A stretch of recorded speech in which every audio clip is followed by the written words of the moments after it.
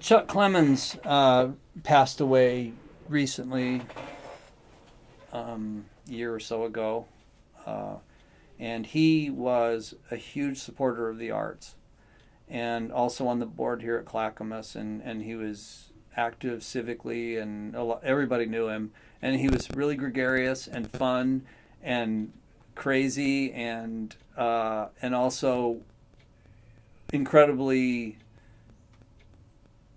charitable to other people. You know, he could go to the board and announce something that was unpleasant, and everybody would accept it just because he would deliver it in a diplomatic manner. So he was a diplomat.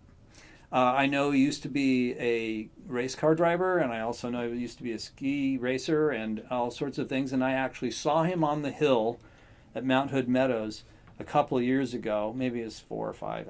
Time flies, but.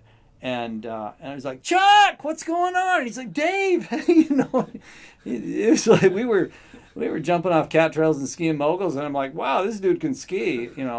So we loved him a lot, but also he purchased art from some of the faculty members, and one of the faculty members that grew to be really good friends with him was Rick True, who is our former department chair, who's now retired. And he's doing a whole lot of fishing now, and I will constantly get emails from him reminding me of all the fishing that he's doing that I'm not doing. But anyways, Rick kind of headed it up and has been gathering artists' work from all over the state, some out of state, but mostly he'll come up with an idea about pieces he wants to see in the sculpture garden, bring it to the committee.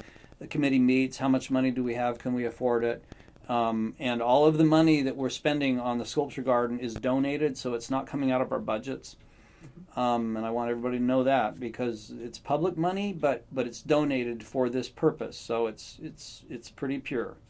But anyways, Rick has probably put in thousands of hours here after he retired,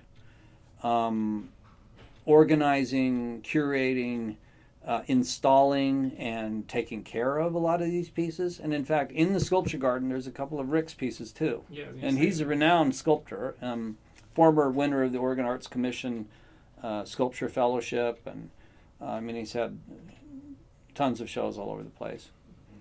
So we're pretty lucky that we have Rick around to do this and organize it. And in fact, for years, every 3 years, I believe, we'd have a sculpture triennial that he would curate, install, promote, give lectures, organize. We had incredible shows here. And so these pieces that we have around campus, like the horses out by the main entrance, that the kind of rusted piece, I love that piece.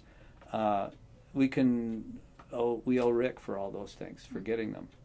And I actually helped him pour the cement pad for that one. So I helped out a little bit. But so when was it put in, and is it still ongoing? We haven't had a sculpture triennial here for maybe 4 years or something. And we have talked as a department about having it again. We don't have anything set in our schedule, but it'll happen again. Yeah. Okay. Was it kind of difficult moving some of these sculptures into place? Some of them look pretty heavy and pretty... Yeah, some of them are several tons. Yeah. And so we hire a crane operator to come in with a mobile crane, and so it's all done under OSHA certification. But it's heavy duty. Yeah. And when we pour pads or we put a piece out into the public, we make sure that it's completely anchored down, and that all of the pads are to code and everything. So is there any singular inspiration for the art, or it just kind of comes from just all around? For the sculpture garden? Yeah.